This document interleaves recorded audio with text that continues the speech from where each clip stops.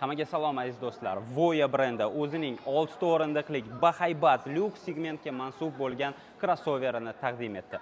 Aito M9, Nissan L9, Zikr 9X va Denza M9 avtomobillariga to'g'ridan-to'g'ri raqobatchilik qilsa-da, uning nomini 9 dan voz kechib Tayshan deb nomlashdi. O'rninglarga yaxshilab o'rnashib olinglar. Sizlar bilan Mahmud Sobirov boshladik. Tayshanni tashqi ko'rinishda birinchi o'rinda e'tiboringizni rangi tortadi. Maybachlarga o'xshab ikkita rang kombinatsiyasida. Pastki qismi to'q binafsha rang, tepasi endi bu rangni nima deb nomlasak, juda ham och tilla rang yoki qanaqadir sal to'qroq bronza rang. Kombinatsiyasi chiroyli ishlangan. Undan tashqari radiator panjarasi bahaybat panjara qilib ishlashgan, markazda yonib turuvchi Voya logotipi. Kunduzgi yoritish chiroqlari, pastda esa matritsali faralar, lekin ko'rinishi haqiqatan ham taxminan bir 150-200 ming dollarlik avtomobillarni berib turibdi. Tayshanning orqa ko'rinishiga e'tiboringizni qaratamiz. Birinchi o'rinda optika e'tiboringizni tortishi aniq. Undan tashqari markazda yonib turuvchi Voya logotipi ham mavjud. Yukxona bo'yicha elektr privodda ochilib yopiladi. Shunaqa deb o'ylovdim o'zim ham. O'rtoqlar, agarda siz orqa 3-qator o'rindiqlarni yotqizmasangiz, yukxona unchalik ham katta emas. Maksimum sig'sa bitta o'rtacha chemadan sig'ishi mumkin. Lekin agar siz orqa o'rindiqlarni to'liq yotqizsangiz, yukxonangiz albatta keng bo'ladi. Haybatli ko'rinishga ega bo'lgan Voya Tayshan xuddi Nissan kabi izchil gibrid tizimida harakatlanadi. Kapotining ostida 1,5 litr turbo dvigatel o'rnatilgan va u faqatgina batareyani quvvatlaydi. Batareyaning o'zida avtomobil 300 kilometrgacha masofani bosib o'tishi mumkin. Undan tashqari bu yerdagi elektr dvigatellarning umumiy quvvati 500 tadan oshiqroq. Mashinamiz oxirgi paytda trendga chiqib ketgan lagan diskalari bilan jihozlangan 22-o'lchamda zavod tarafidan Pirelli shinalari bilan jihozlanadi. Old tarafda ham, orqa tarafda ham diskli tormozlarga ega. Podveskasi bo'yicha mustaqil pnevma podveska o'rnatilgan. Tayshanning har bitta detaliga alohida e'tibor qaratmasa bo'lmaydi. Chunki e'tibor beringlar, eshik tutqichlari zvyozniy neba, ya'ni yulduzli osmon uslubida ishlangan, yonib turadi. Undan tashqari 4 eshiklar ham avtomatik tarzda ochilib yopiladi. Mashina bahaybat bo'lgani uchun ham salonga o'tirish qulayroq bo'lishi uchun bu yerda elektron paroglari ham o'rnatib qo'yilgan. Salon bo'yicha nima deyish mumkin? Saloni birinchi o'rinda sifatli ishlangan, napa charm bilan qoplangan. Tomi bo'lsa alkantara. Lekin 2025-yilda markazda bor yo'g'i bittagina displey, bu uyat. Narxi mashinani qimmatgina, narxlari tez orada aniq bo'ladi. Video chiqqunicha menimcha uni narxlarini izohda yozib ketsam kerak. Lekin bor yo'g'i bitta displey o'rnatish bu uyat. Uni yoki kattaroq qilish kerak edi, ikkitalik qilib, yoki bo'lmasa oldigi yo'lovchi uchun alohida ishlab chiqish kerak edi. Shunday bo'lsa-da, bu yerda head-up displey o'rnatilgan, uskunalar paneli alohida, markazda esa bahaybat monitor, ishlashi 10 dan 6 ball, unchalik ham tez emas. Huawei kompaniyasi tomonidan ishlab chiqilgan tizim ishlashi to'g'risi wow emas. Aytgancha ingliz tili bu yerda zavod tarafidan o'rnatiladi. Davom etamiz. Konsolda 2 dona simsiz quvvatlash tizimi mavjud, 2 ta podstakannik, tirsak ostida bar, uni ochsangiz esa xolodilnik bor. Xolodilnikni orqa o'rindiqdan chiqarib foydalansangiz ham bo'ladi.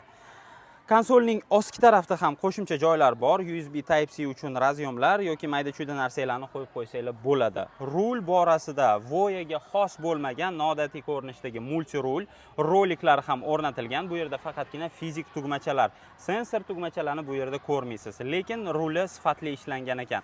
Salonni rangi yoqdi. Eng yoqqan narsa uni o'rindiqlari.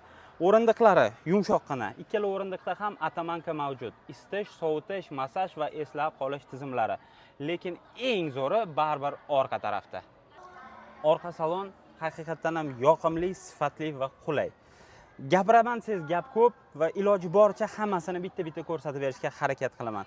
Birinchi o'rinda kapitan o'rindiqlariga e'tibor beringlar. Kapitan o'rindiqlarida qo'l tutkichi naq ikkita, har bitta o'rindiqda. Boshqaruv paneli markazda o'rnatilgan, ya'ni undan siz xolodilnikni ochish, havoni nazorat qilish va panorama tomma shtorkasini ochib yopishingiz mumkin. Lekin o'rindiqlardagi isitish, sovutish, massaj, eslab qolish tizimlari va markazdagi bahaybat displeyni qo'l ostidagi o'rnatilgan displeydan boshqara olasiz. Displeyi sifati zo'r, ishlashi juda zo'r tez emas-u, lekin siz hamma boshqaruvlarni ishlatsangiz bo'ladi. Aytgancha kapitan o'rindiqlarida nulevой gravitatsiya tizimi ham mavjud. Agarda siz ishdan charchab chiqqan bo'lsangiz va haydovchingiz bu mashinada sizni uyga olib ketayotgan bo'lsa, bemalol old yo'lovchi o'rindig'ini oldiga yotqizib, nulevой gravitatsiyani yoqib, bemalol oyog'ingizni cho'zib, dam olib ketsangiz bo'ladi. Markaziy displeyga to'xtalib o'tamiz. Bahaybat displey Nissanni Restyle versiyasiga o'xshagan o'lchamda, ya'ni u kattagina. Ishlashi yana o'sha 10 dan 7 desak ham bo'ladi. 7 ga tortmaydi, 10 dan 6. Tez, yaxshi, unchalik ham wow emas. Sifati yoqdi lekin. Ranglari jilolanib turishi menga yoqdi. Ushbu avtomobilda Voyaning o'zi tomonidan ishlab chiqarilgan Voya Sound akustika tizimi bor. Ovozi yoqdi. Oldin ham aytganman, men mashinadagi ovozi unchalik ham katta fanat emasman, lekin ovoz chiqarishi menga yoqdi. Bundan tashqari, har ikkala o'rta o'rindiqdagi yo'lovchilar uchun alohida stoliklar ham o'rnatib qo'yishibdi. Kapitan o'rindiqlariga yana bir to'xtalib o'tamiz. Ushbu o'rindiqlarni elektr privodda nafaqat oldiga, orqaga, balki yonga ham sozlashingiz mumkin. Ya'ni, agarda siz tugmachalarni bossangiz, o'rtadagi o'rindiqlar ikkita tarafga kengayadi yoki bo'lmasa har bittasini alohida o'rnatishingiz mumkin. Bu narsa orqa 3-qatorga o'tadigan yo'lovchilar uchun yo'lak ochib berishda yordam beradi. 3-qator o'rindiqlarda unchalik ham katta va keng joy yo'q. Shunday bo'lsa-da, 3-qatorda isitish va sovutish tizimi ham mavjud ekan. Aytgancha, Tayshanning orqa sferasi to'liq tonirovka qilingan, ya'ni oynalarda tonirovka bor. Agarda sizga bu ham kamlik qiladigan bo'lsa, tugmacha yordamida shundagina bosib, bu yerda o'rnatilgan elektron pardalarni ham ko'tarib tushirishingiz mumkin. Video davomida aytib o'tganimdek, Voya Tayshanning aniq narxlari faqatgina 18-noyabr kuni ochiqlanadi. Hozirgi mana bu yerda ishlayotgan odamlarning ma'lumotiga qaraganda, uning eng to'liq komplektatsiyasi uchun 500 ming yuan narx belgilanishi aytilmoqda. Bu taxminan 70 ming dollar degani. 70 ming dollar bu Xitoydagi narxi, lekin o'zingizlar bilasizlar, Xitoy avtomobil ishlab chiqaruvchilari har doim qimmat bo'ladi deyishadi. 18-noyabrda uni prezentatsiyasi bo'lganda albatta arzonroq narx aytishadi. Nechta komplektatsiya bo'ladi, hammasining narxi qanaqa bo'ladi, buni ham sal keyinroq bilib olamiz. Instagram kanalimizga obuna bo'lsanglar, albatta u yerda avtomobillar narxlari bilan qo'yamiz. Agarda sizlarga mashina yoqqan bo'lsa, videoga like bosib, kanalga obuna bo'lish esingizdan chiqmasin. Biz Xitoydan eng yangi chiqayotgan mashinalarni birinchilardan bo'lib sizlarga ko'rsatib berishga harakat qilamiz. Keyingi safar qaysi mashinani to'liq obzorini olishimizni xohlaysizlar? Qaysi yangi chiqayotgan modellar sizlarga qiziq? Bu narsani ham albatta izohlarda yozib ketinglar.